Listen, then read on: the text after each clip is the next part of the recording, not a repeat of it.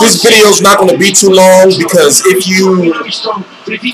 you don't know, the Kell Brook and Kevin Bizier fight is going on right now.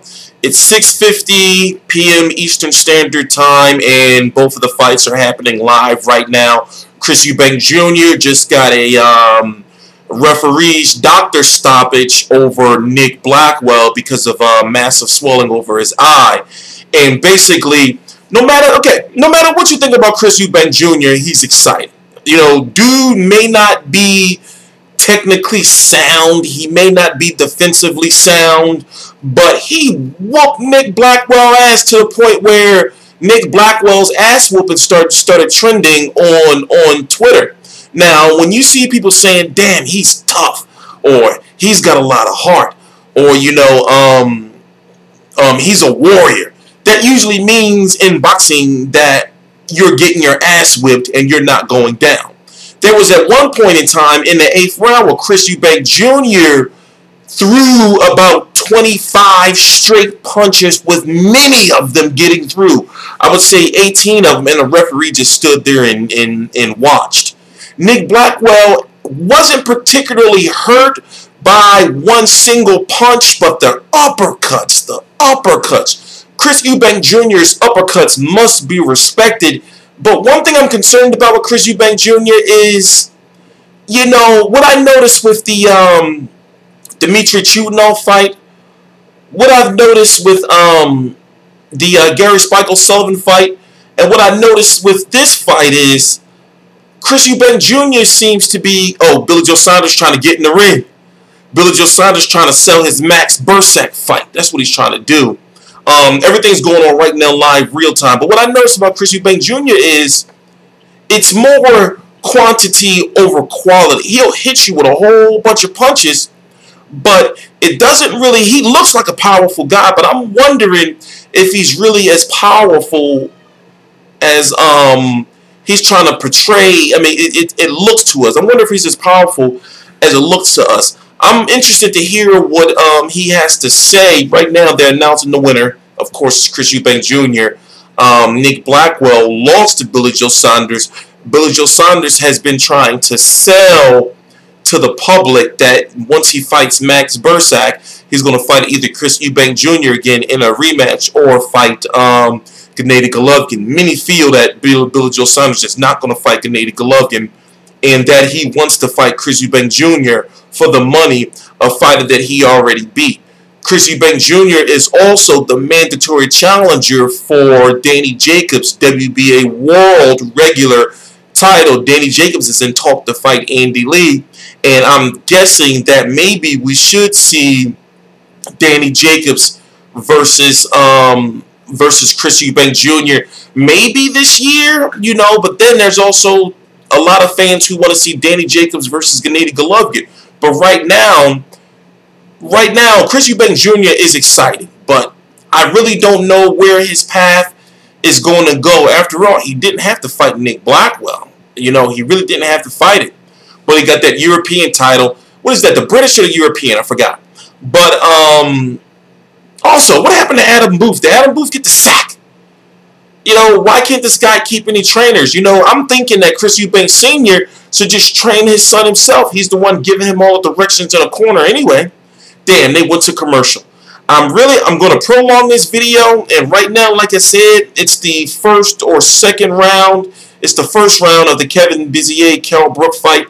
So I don't want this video to last too long, but I'm really interested to see what Chris Eubank Jr. has to say and who he's going to fight. Now, the 160-pound division, I'm not going to say that it's not that it's deep, but there's fights out there for Chris Eubank Jr.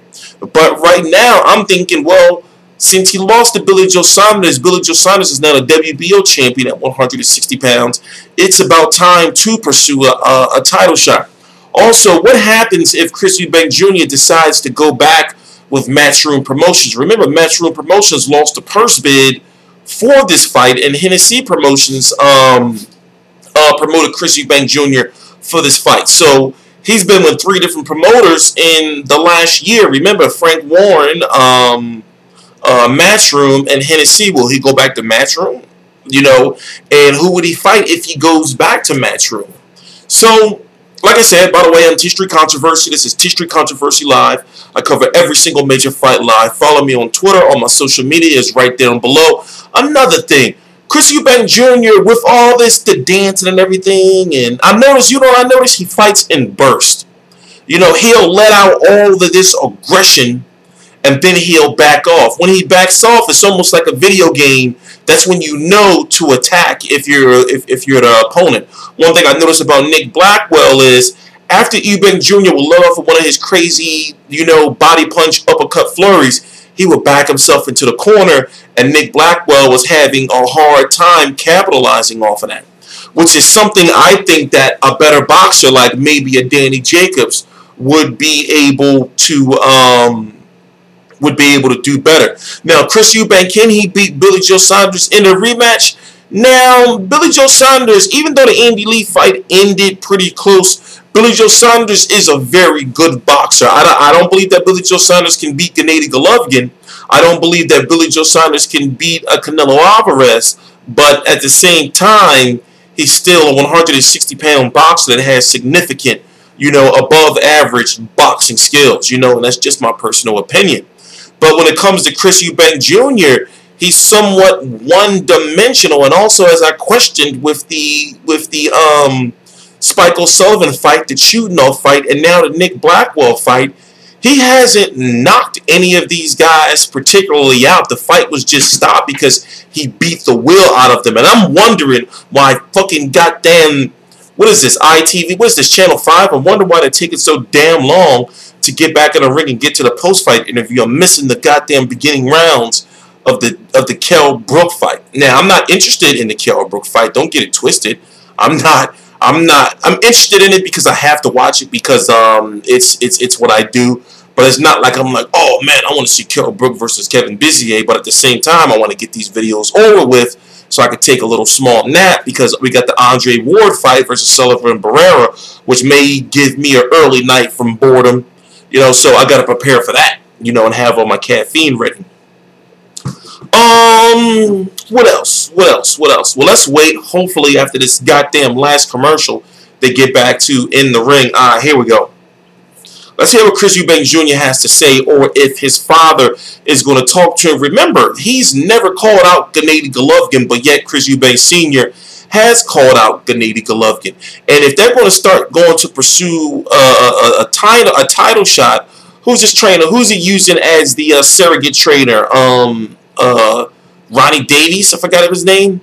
But he's going to need a solid trainer. But it looks like he already has a reputation for being, and we got Hugh Fury's fight coming up next.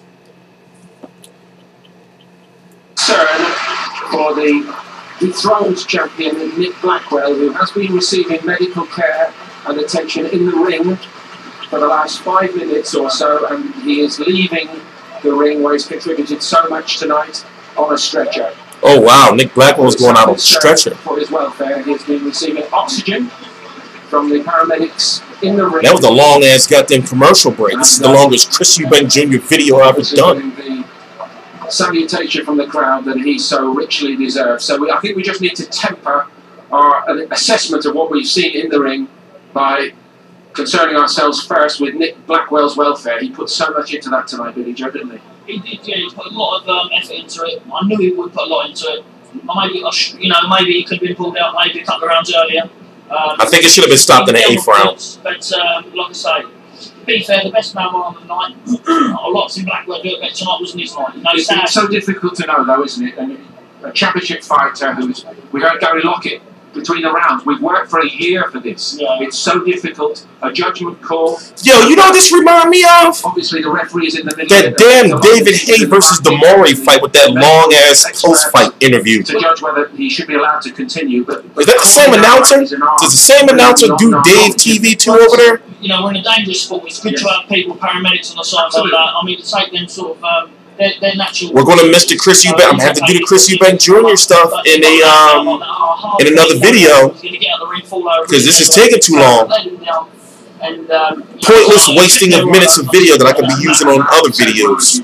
I'm T Street Controversy. Senior, We remember what happened. This is T Street Controversy Live. Please subscribe.